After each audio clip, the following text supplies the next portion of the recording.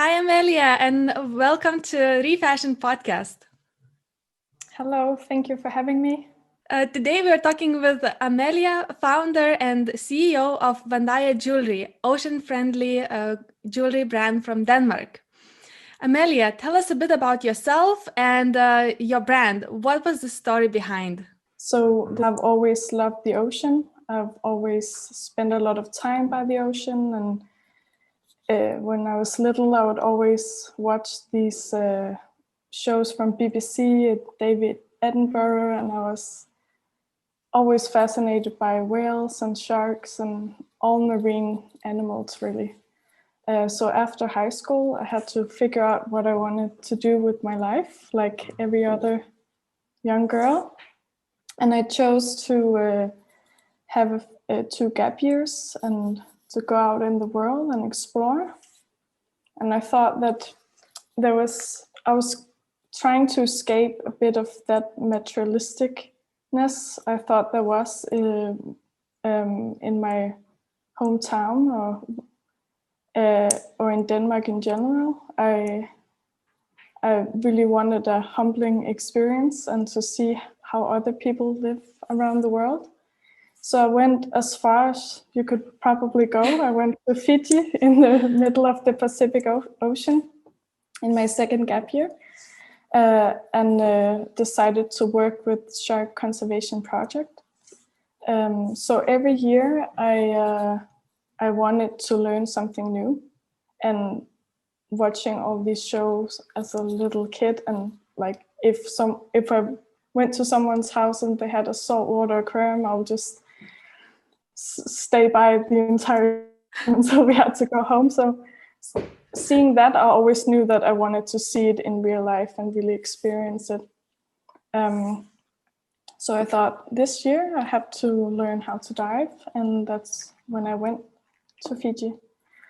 And yeah, it was incredible to see, first of all, the beauty of the islands and the nature is something completely different than what I'm used to in Denmark.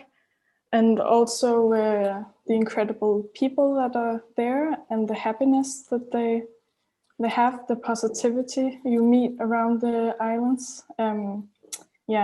So it was a really great and humbling experience to go there. But I also felt a little devastated from seeing what I saw.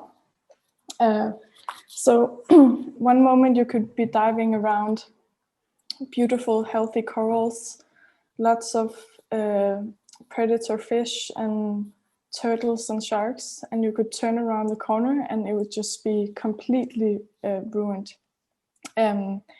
So we had there's a place called the aquarium, which sounded nice, but when we went there we found out that it was a notorious place for picking out coral fish for aquariums that would be sent around the planet. We also, every time we went out with the diving boat, we could see big Japanese fishing vessels in the horizon just emptying the ocean for fish, and we would experience a lot of the fishing gear floating into the lagoon, finding it during our dives, and we would try to remove as much as we could. And yeah, there were, for a long time, the fishermen in the area would use dynamite fishing and have just ruined huge areas of healthy corals. It was just completely dead and no fish. Yeah. So that was a big eye-opener for me. I really embraced my experience in Fiji, and then I went back and I thought, wow, this is I can't turn a blind eye to this. Like I really felt like I had to dedicate my time here on the planet to try to do something about these situations.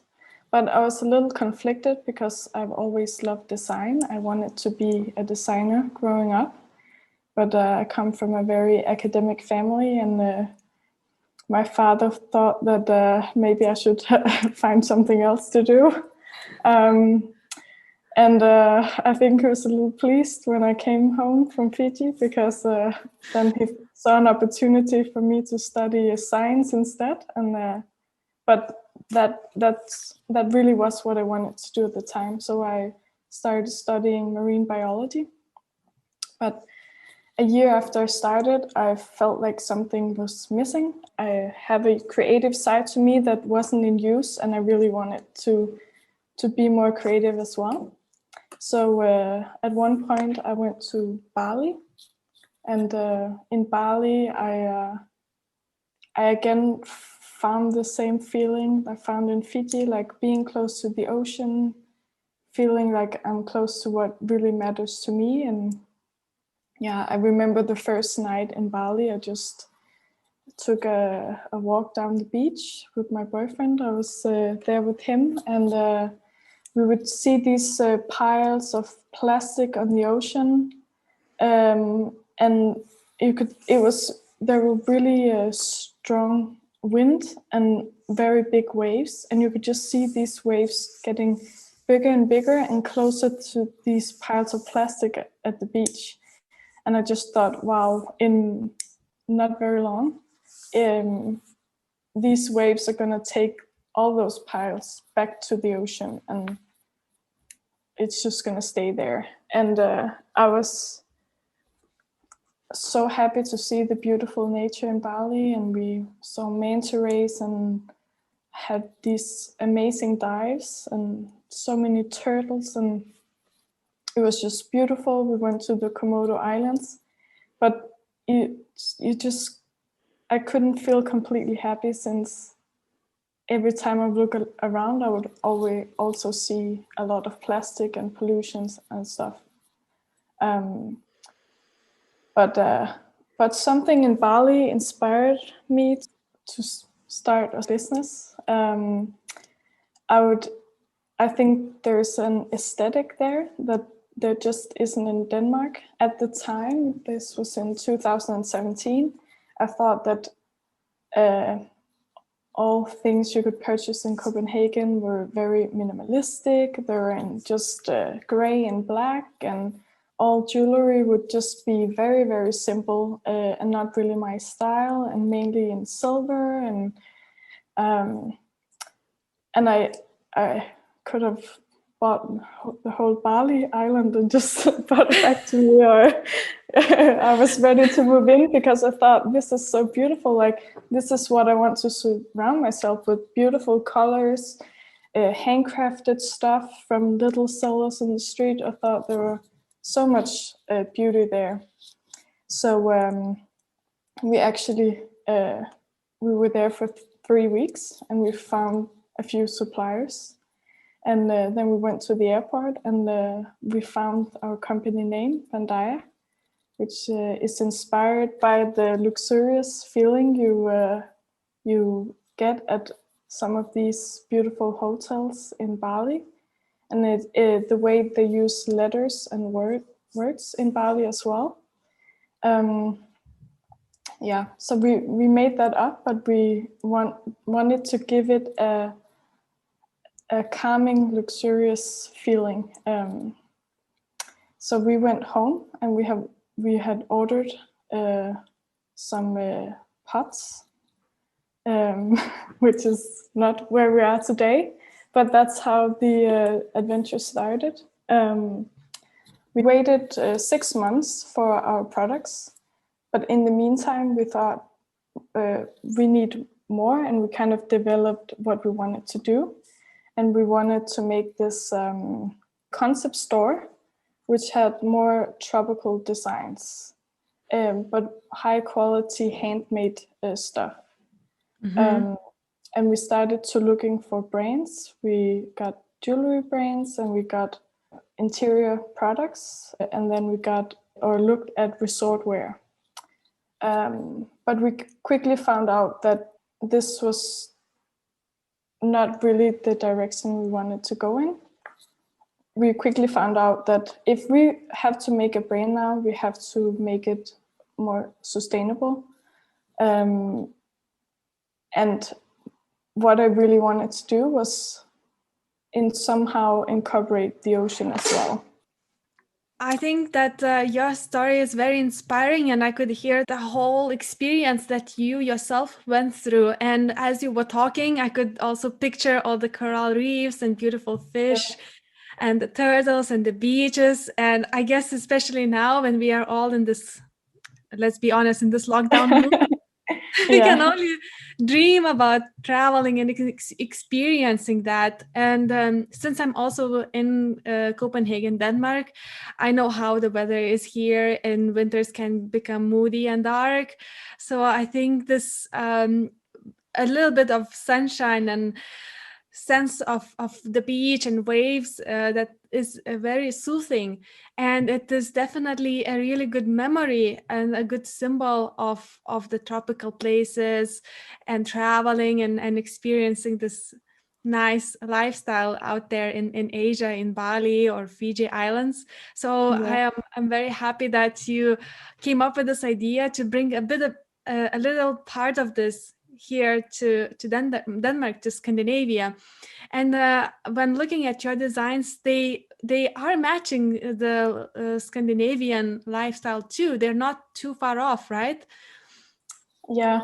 So to shorten up my long story, we started selling other jewelry brands, but quickly found that what we wanted to do is make our own.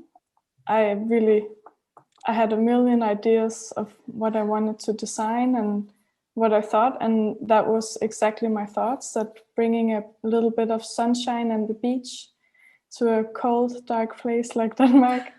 And but still, I still have that minimalist approach that we have in Denmark. It's still quite simple designs that would go with your everyday life, but has a little tropical touch that doesn't look like what else is here. We basically made a Vandaya 2.0. We sold all the products that were from other brands, and we looked for manufacturers. We, from the beginning, we wanted to look through our whole value chain and see, like, how can we make something that will not harm the planet, and how can we be a little better or a lot better. And I was learning so much about sustainability too at my university. And how difficult was it for you to find the right suppliers? it has definitely been the biggest challenge. So we launched our products a year ago in March, just before COVID. Oh, wow. That's where we launched our first two styles. Before that, it has taken over a year to just produce those two styles. But what we have really worked on in 2020 is establishing a bond with our newly found manufacturers. We have went through several and who haven't really met our demands. But we really feel confident now that we have a good collaboration, and we have found two manufacturers or organizations that really wish the same as we do. They aspire the same goals and have the same values. So that has been a very, very long journey, but I believe that this is necessary for making what we want to do. Yeah. And what would be your criteria for those manufacturers? We have different aspects we look at. So first of all, we had a wish to only incorporate reused metals. And now it's possible for us to use reused gold, reused silver, and reused brass. We had a wish to work with gemstones as well, and now we have a supplier who only have ethically sourced gemstones. And can track the journey of the gems, which is important. We also have had a wish, even before we started with jewelry, we wanted to be plastic free. So our values are really centered about what the challenges of the ocean are.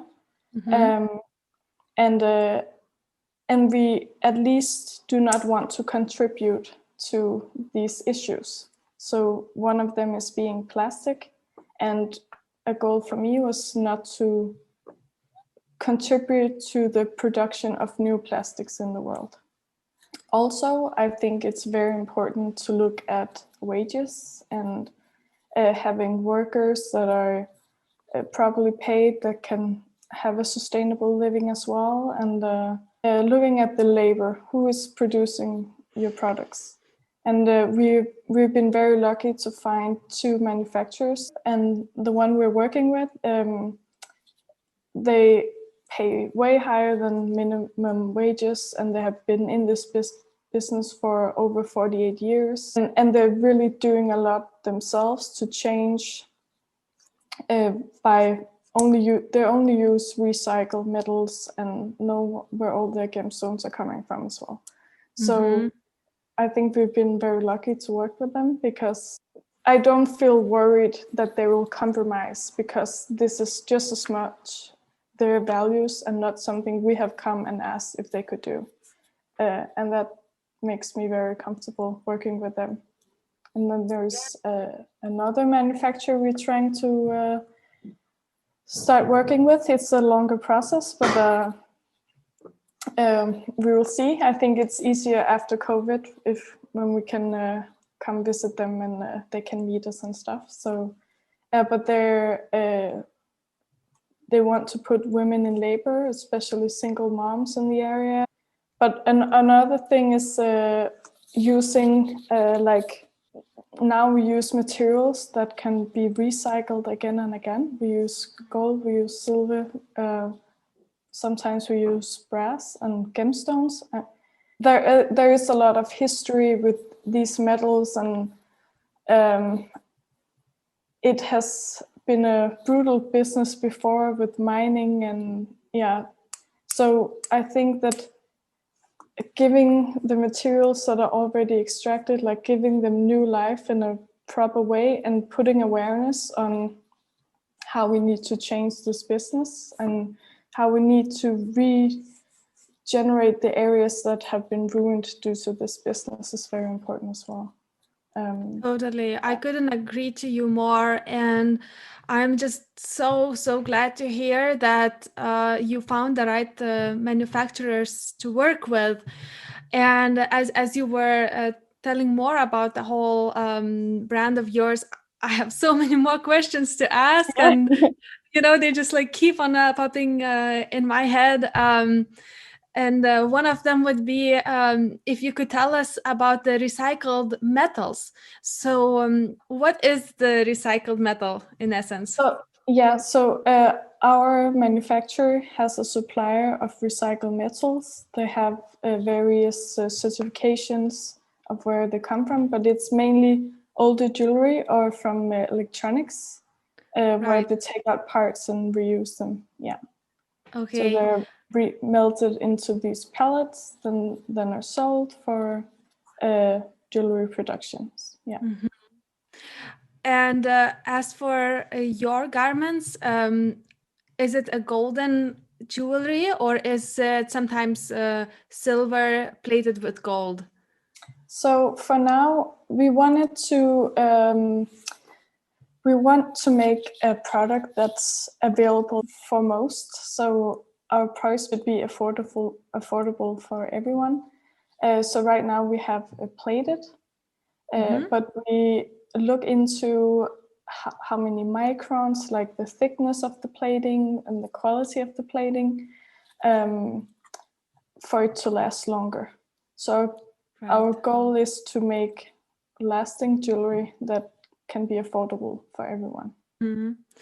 in practice in the world, how long does the plated jewelry last?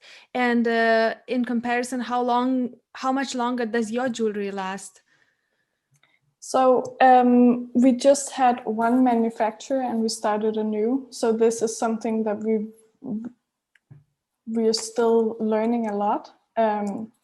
But normally when you say 1 micron lasts 1 to 2 years, and our goal is to plate with 2.5 microns that would last for 5+ years, maybe more. It's also how you use the product.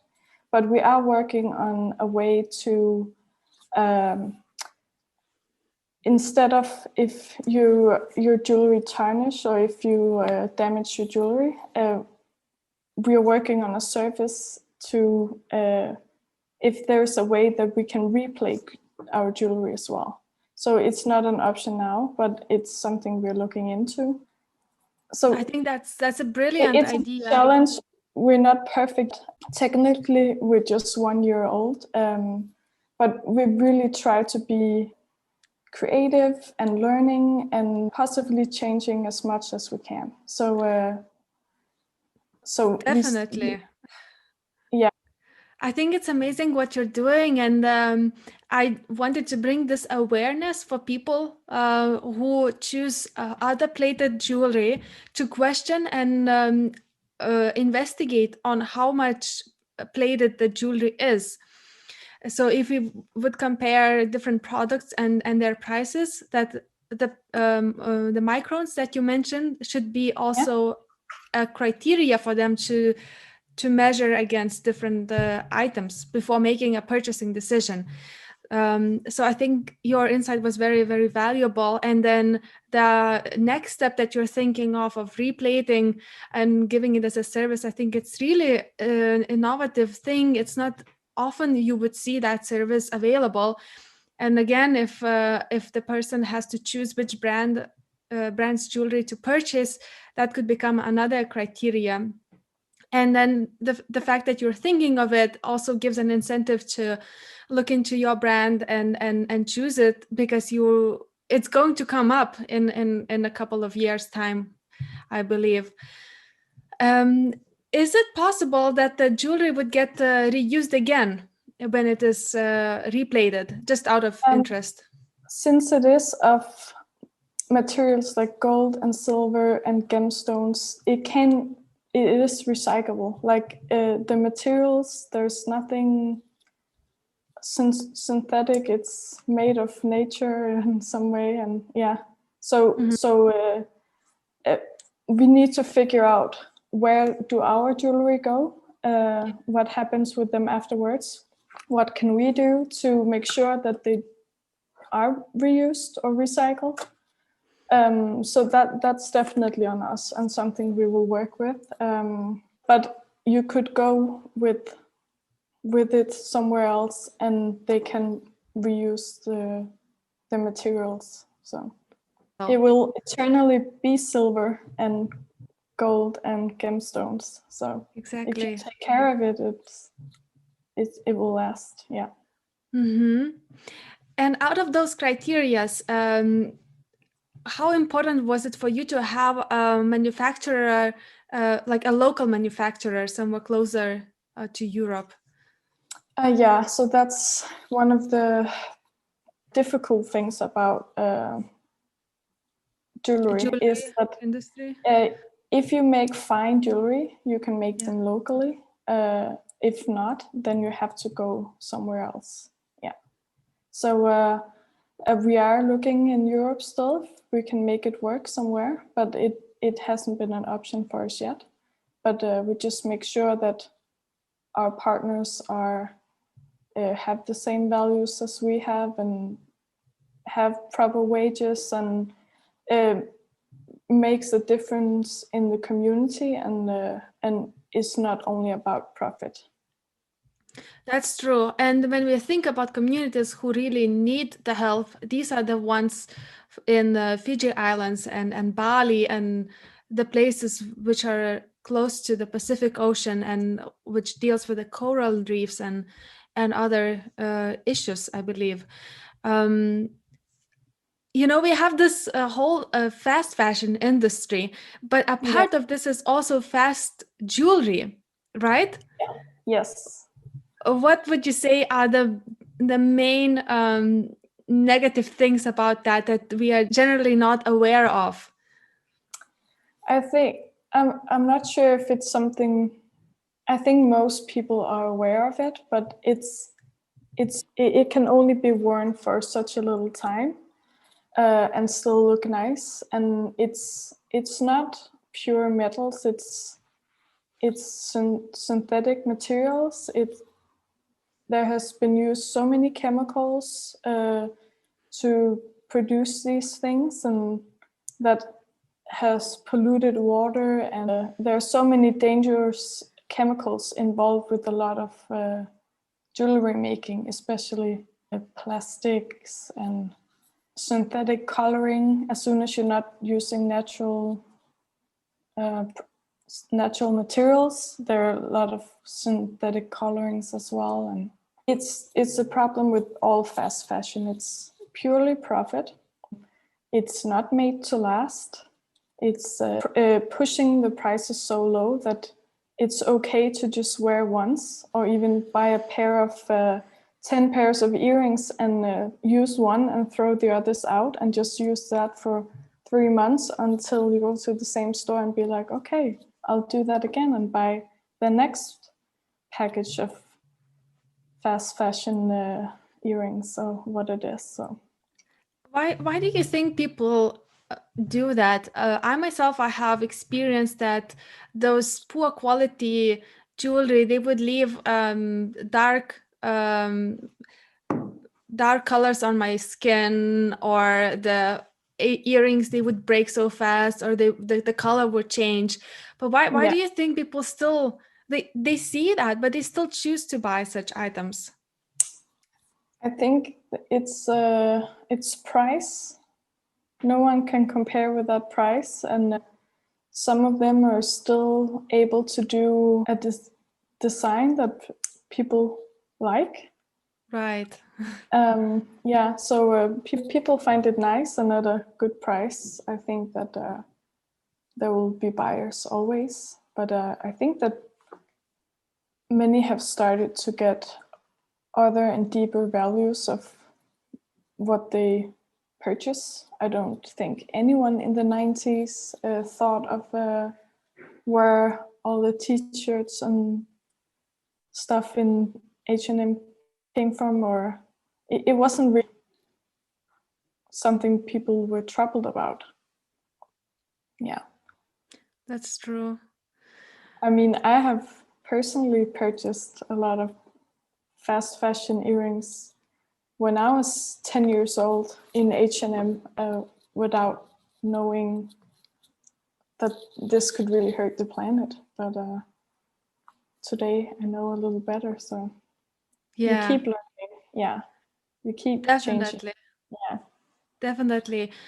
I would say I was a bit the opposite. I was always wearing gold earrings, and I would have a limited collection of my gold and sometimes silver jewelry. The problem I faced with that was it is designed to be worn for a long time. So I wouldn't get to change my style or experiment with that much. So I would say I would place myself on the other extreme, and I would just have to learn and live with that. But I knew deep down that it is so much better quality, that it makes sense for me to stick through that, and Yeah. have other accessories to express my style or express more through my clothing, for example. And I am now grateful that I did that, because when I look at the fast fashion jewelry, I also know how many negative aspects they entail. For example, labor in the sweatshops, or child labor. I know that child labor is very prominent in some kind of jewelry work, because they need small um, hands, if I can express myself that way, just so they could work with the small pieces, and jewelry is a small piece in itself. So there are a lot of ethical issues covered in that whole jewelry. Yeah, there are a lot of ethical issues in jewelry, and that's, you can say that making an industry more sustainable, jewelry would not be everyone's choice to start with, I guess. And sustainability, it's dangerous to say we are a sustainable brand, and it's not an end goal. But we have a goal to not hurt the planet and do what we can, do our contribute to helping the ecosystem that we love. And yeah, so it is a difficult industry to navigate, and you really have to know where you want to go. Also with the gold, the hunt for gold, there are so many horrible things that have happened in this world due to gold, and yeah, it really makes you think that you have to be aware using gold, that it comes from ethical sources, that can trace where it comes from, and that you, instead of using newly mined gold, that you really make sure that you use the gold that is available and reuse that. Absolutely. I think it's, as you said, you have to have your goals and your purpose of what you're trying to achieve. And that way you can find the right people, because those people exist. You just need to know what you're looking for. And same goes for the jewelry brands. Now that you are aware of the ongoing issues in the industry, it's up to you as a consumer to choose the responsible jewelry brand. And I'm very happy that you started your brand, which advocates those values, and they try to create a positive impact for the environment, and in particular the oceans. And we are trying to preserve them. And part of your mission is also to donate 10% of your profits to the coral reefs conservation. Yeah. So when we say we are ocean-friendly jewelry brand, we have found these areas where we want to make a difference, or at least not contribute to the problem. So as I mentioned, we do not have any plastics in our packaging. We ask our suppliers not to have any plastics, and generally want to be a 100% plastic-free brand. We do not want to contribute to the production of new plastics. And to some it might sound weird, and yet, yeah, how much does that affect? But for me, it was just important that I knew that I would not, with my business, contribute to production of plastics. And secondly, there's a big problem with CO2, of course. Temperatures in the oceans are rising, and the ocean is getting acidified due to increasing CO2, which hurt coral reefs. They're made of calcium carbonate, and that will deteriorate if or break down if the oceans gets too acidic. And it will affect a lot of animals as well, like crustaceans, or yeah, everyone with an exoskeleton. So CO2 is also on our agenda to lower that, or not contribute to it. So that has been a long journey for us as well. We have looked up so many ways to compensate for CO2 in transportation, running a website, everything. We are very close to finding a good partner, but yeah, we have really looked into how the CO2 is compensated. So by 2030, there are a lot of companies saying that they want to be CO2 neutral. A lot of them buy quotas that are made of unavoided CO2 going into the atmosphere by projects that just avoid CO2. Like I know this project, there are a lot of projects in Southeast Asia where they want to have these ovens, and they're making ovens that use less wood and coal. They still use wood and coal, they just use a little less. To me, that's not becoming CO2 neutral, because we need to do avoided CO2, but we also need to save the areas that uptake CO2 now, like forests and areas with seaweed and mangroves and areas like that. And we also need to do reforestation, so we keep expanding these areas so they can take up more CO2. So that has been a journey for us. But did you find some partner who can compensate the CO2, or some projects to support? Yes. So we are looking at a few. So we're still looking into exactly what they do, which projects their majority of the money go to, and looking into each of those products. So projects.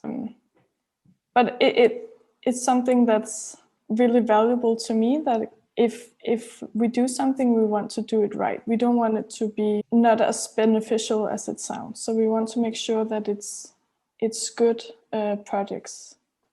I totally get that. Yeah, and the last thing that you actually asked about, it's our partner, Metamorphosa in Bali.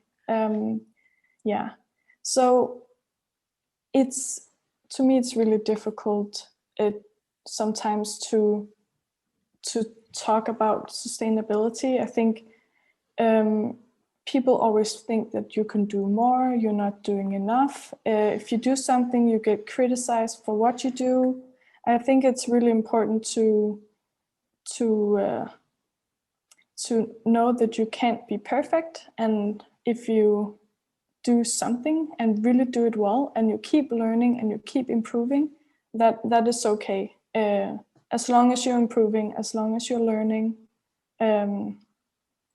as long as you're not ignoring big problems. But what we really started with here with Vandaya was that we knew we wanted to do a difference for coral reefs in the world. And where do you go from there? It's maybe a bit naive, and it's maybe a little idealistic, and but this is so close to our hearts, and we knew that this is what we wanted to do. And I think 1.5 years ago we were in Bali again. We went to the northern side of Bali. Everyone knows how chaotic it can be in the south, but in the north it's very calm, it's very naturey and very, very beautiful. And there's also a national park, so it's way less crowded. And we found this little gem called Sumbakima Hill. It's a resort, but everyone has their own villa on this mountain hill where you can overlook the Bay of Sumbakima. So we went there, and it was just so incredibly beautiful. But the owners of this resort, they also started an NGO. The area has become really dry after they have deforested the hillside to build houses, and Sumbakima is replanting trees on the hillside to make sure that it's moist and it won't get dry, and just rebuilding the forest, and also is their coral restoration project. And we I saw in when we booked the hotel, we knew that they had a coral restoration project, and that was like I knew that that's what I wanted to do on our vacation. So we went to check it out, and immediately we could feel the warmth of the people running it. We could feel how passionate they were. I've never seen corals that beautiful in my life. They really take really good care of it. So it started with this kayak tour in the lagoon, and we kayaked out to a platform made of bamboo.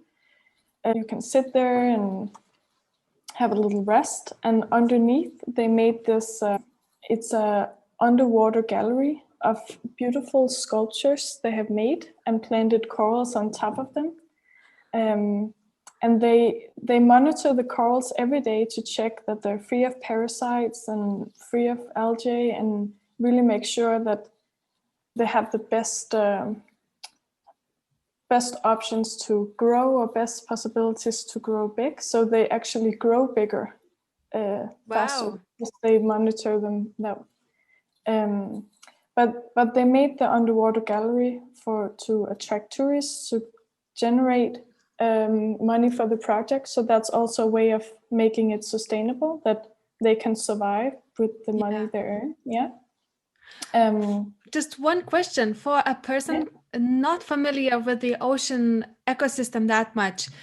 Yeah. Could you please just tell a key role that corals play in the ocean water system? So the coral reefs are a type of ecosystem. And if you look in the entire ocean, there are so little coral reefs compared to the rest of the ocean. But mainly there is not much life in the open ocean, or it's very spread, where coral reefs are just a hotspot of life. It's the majority of life in the oceans are around coral reefs. And the corals are just the foundation of the whole ecosystem. It provides shelter for various of species. It provides food as well. It's a foundation for the whole ecosystem. And what you see is when corals die, automatically the whole ecosystem will die. And if you remove sharks as well, you can see it all down the food chain as well. So it's a very complex ecosystem, and it needs all of its parts. So to keep all these species, we need to keep the corals as well. And all of what I loved by diving in Fiji and diving in Bali, and all the movie clips I watched as a child of coral reefs, and all what I can see in saltwater aquariums around in Denmark, like all the things that really, really makes me happy, and I think is one of the most beautiful things on this planet, is due to those corals. So I just knew that I would love to create a business that can generate money to fund this, because these ecosystems are vanishing from this planet in a speed that has never been seen before. And I was in Fiji in 2014 and 15. I'm scared to go back to see what it has become now. I mean, it's only 6 years ago, but I know that many of the little gems or places that I found might not be there, or not be nearly the same. So which is so sad. Yeah. So our mission here is really to create awareness on the problems of coral reefs, and to help fund this project that shows people what can be done with coral restoration efforts. find methods that can be used around the world as well. And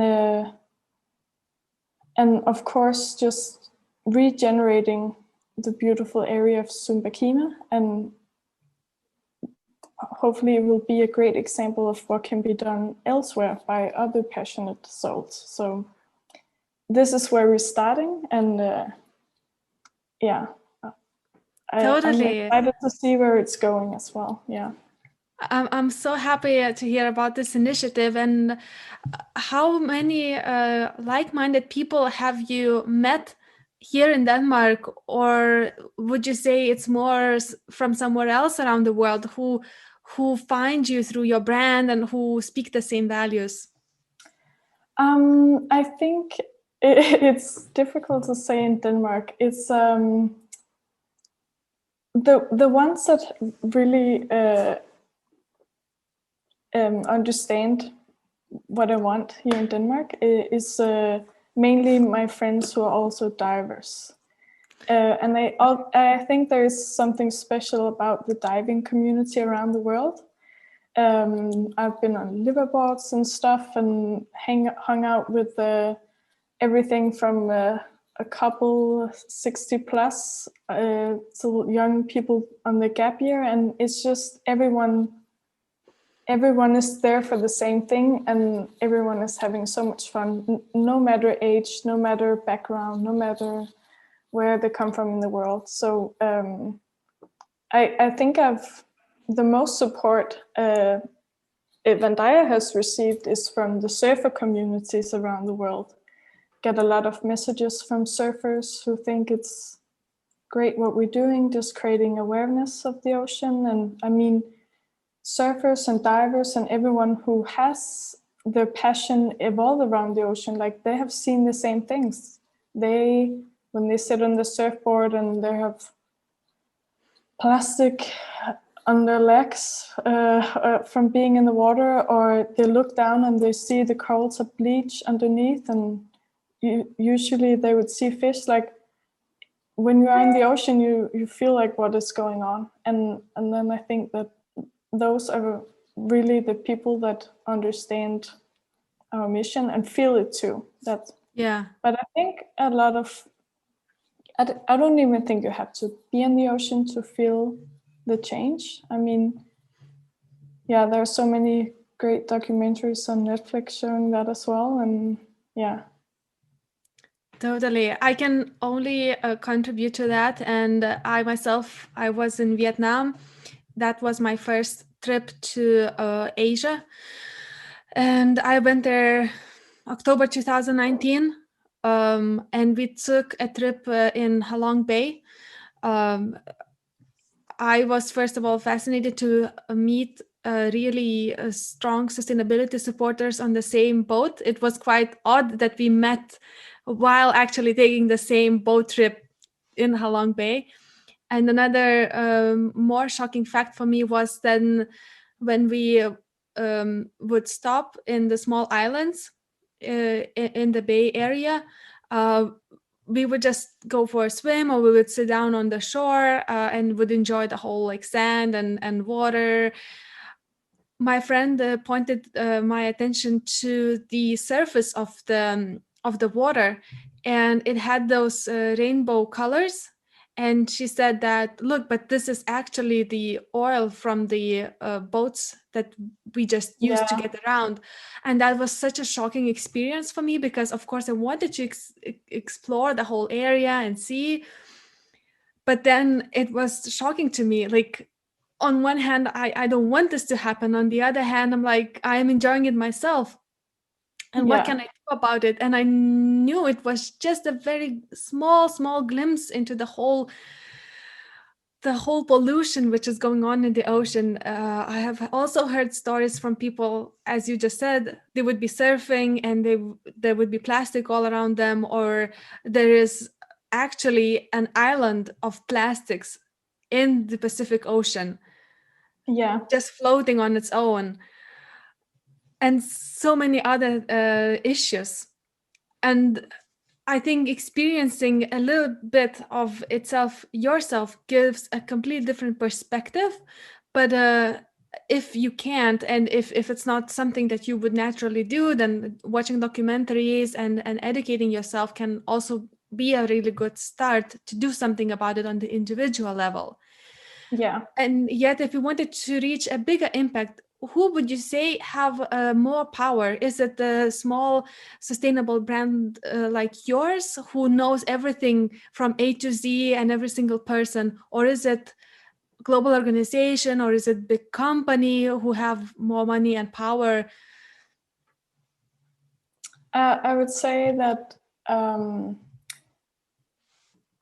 the powers of change is really within the hands of the consumer. It's you've heard it a million times, but you vote with your money. But that's more easy said than done, I think, because of course these great giant corporations have way more power than a little voice than us. So what I feel I can do with Vandaya and my brand and myself is again saying we're not perfect. We have chosen some areas where we want to try and do a difference, and we would love to do more, and we would love to learn and grow our brand in the most sustainable way possible. But we're not perfect. But we're advocating something. We're advocating a change. We're advocating little things that can be done, and on a big scale, it can make a difference. And I think that what we as small brands can do is really doing advocacy for the planet, and maybe go together and gathering a bigger voice, or just reaching the consumers and saying, like, informing, here is what we can do better, and just be a part of the learning.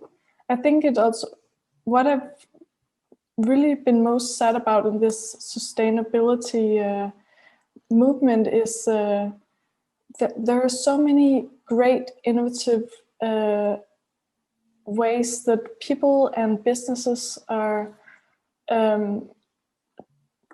doing all this incredible, impressive stuff to try to make a better planet.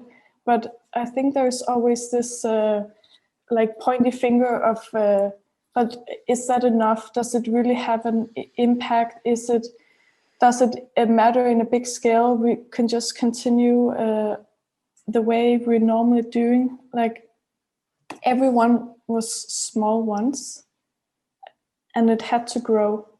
And instead of just dragging it down, be a part of the movement and let it grow. Let us all learn together. Let us evolve, be smarter, and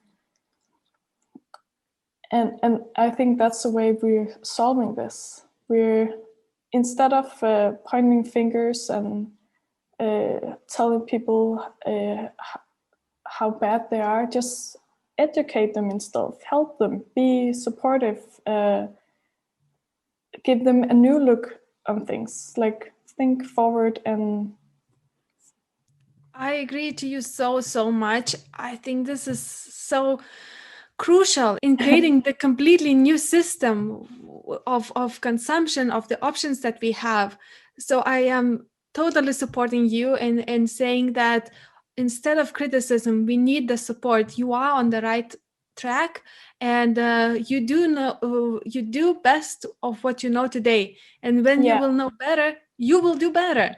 And we have learned so much from being in this business the past years, and we have so much still to learn and so much still to process on. So I totally agree.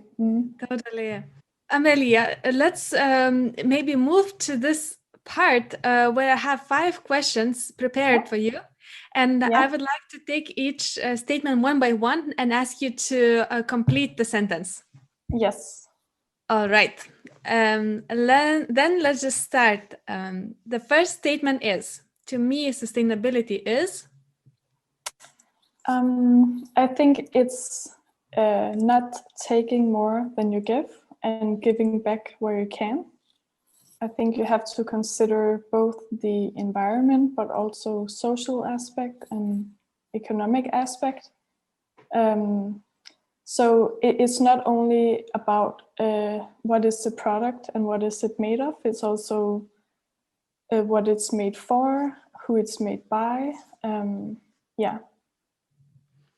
Giving back more than you take. I think that's Giving back so more than you take. important. Yeah. Exactly. Yeah. One thing that I would like to see more of in the world is? I would say positivity. I think that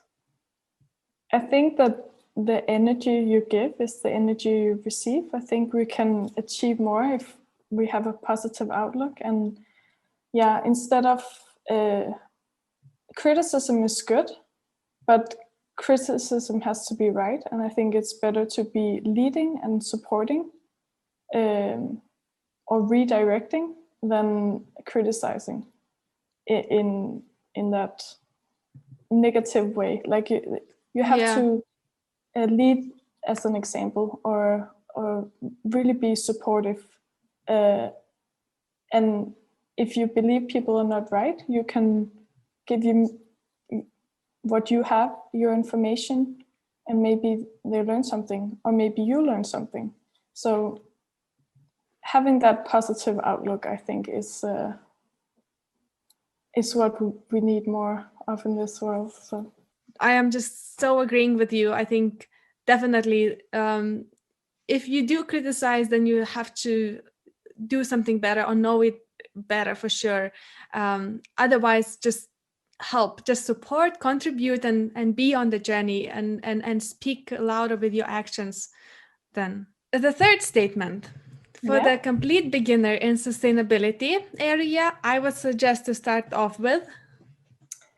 I have this model that I really like. It's called the hierarchy of needs. Mm-hmm. So it's a triangular shape, and in the bottom is what you should do most of, and in the top it's what you should do least of. And in the bottom it says use what you have. If not that, you can borrow. If not that, you can swap. If not that, you can thrift. If not that, you can make. And lastly, if not you can do that, then buy. But when you buy, be aware of who you're buying, what is it made of. Try not to support these massive corporations using so much plastics, using so many chemicals, having very cheap labor, and be aware of where you're buying from. So I would say Google that model and just think of it when you want something. Can you borrow it from someone, or could you swap clothes and stuff with your friends? Or there are so many great online platforms where you can resell and purchase as well. And they're so easy to use now. It's almost like shopping on a web shop. But this is stuff that years ago people would throw it out, but now it can be given to someone else and have a new living and have a long lifetime. So that's a very good hierarchy. I think that could become a new kind of like a poster in someone's living room or a bedroom, and it's like a look up inspiration on a daily basis.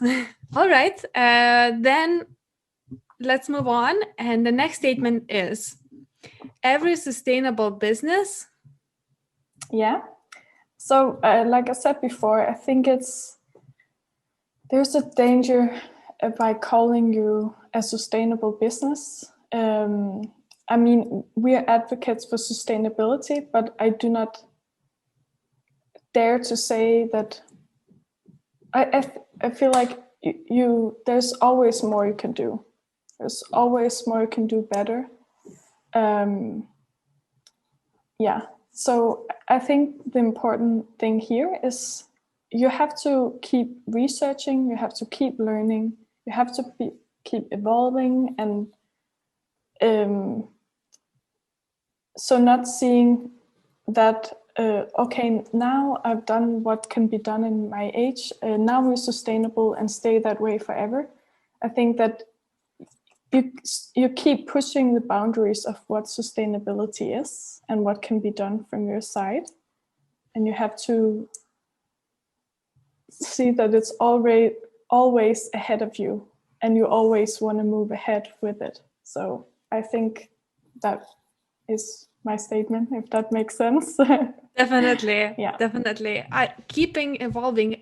Everything changes. It's so dynamic in life. So should the business be. Yeah. And the more we do of sustainable research, and the more we investigate in those alternatives and new things which are coming up, that the more business have to stay alert and on top of things, just so they could keep up and do better and better. And as you said, pushing the boundaries.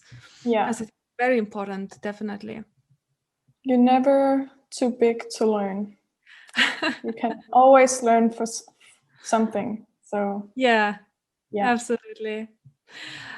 On that note, the fifth and the last statement is, in 2 to 3 years, I see Vandaya Jewellery.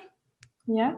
So I finally see our collection coming. We have been waiting for this for so long, but it's coming very soon. I see ourselves as a more established online brand. Hopefully, we're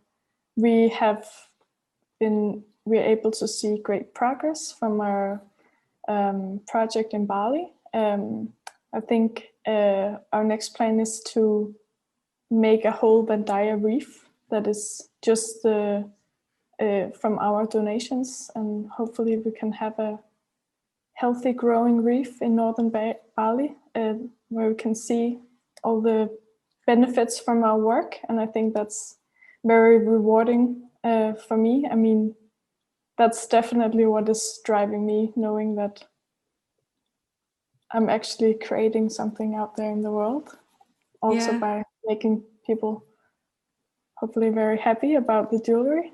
And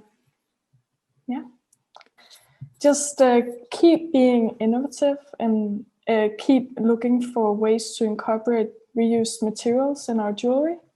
Mm-hmm. With keeping our aesthetics, of course. I think when people think of reused products, at least in the 90s, I think that I remember my dad buying this bag from a tarp and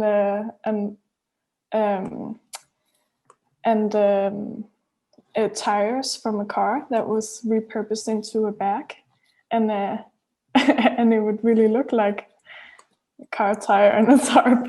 So in a very Berlin kind of way, that's also a style. It's but ours more bohemian and tropical and feminine, but still raw. That we'll definitely look into to way more materials, and we have a few quite interesting ideas we're going to start with now. So I'm excited. I'm curious to see. Yeah. And lastly, we're just striving to just leave a positive mark in this world, and hopefully giving more than we take. And I think that's the whole idea of what we want to do. So I'm sure you're on the right path, and I can just see and hear from you that you have so many ideas, and just you can do as much as you can as in your current capacity. So hopefully your brand can grow in the full speed and reach more people, and actually get those ideas executed as much as possible, and as soon as possible as well. So I just wish you so much luck on that, and that it would come to life, definitely. Thank you so much. It's been lovely to talk to you, Amelia, and I got to know so much more from our conversation about the jewelry industry and the whole ocean ecosystem and why we definitely need to help preserve it. So I wanted to ask you if there was anything else in particular that we haven't touched upon and you feel like it would be nice to mention, or otherwise, if there's any statement or a few key takeaways that everyone should take from our conversation today. I think I could talk forever on this subject now that you've talked to me more. But I think what I go by is do your research, keep learning, keep yourself open, and it's okay to do the best of what you know now. No one is perfect, but as long as you keep learning, keep growing, and keep yourself open, I think that we can succeed turning this planet around. And yeah. On this positive note, I would really like to thank you for your time and sharing your knowledge and your expertise and even the backstage to your business. I think it's so important for everyone to hear and raise the awareness so that next time they could be more informed and could take better decisions. Thank you.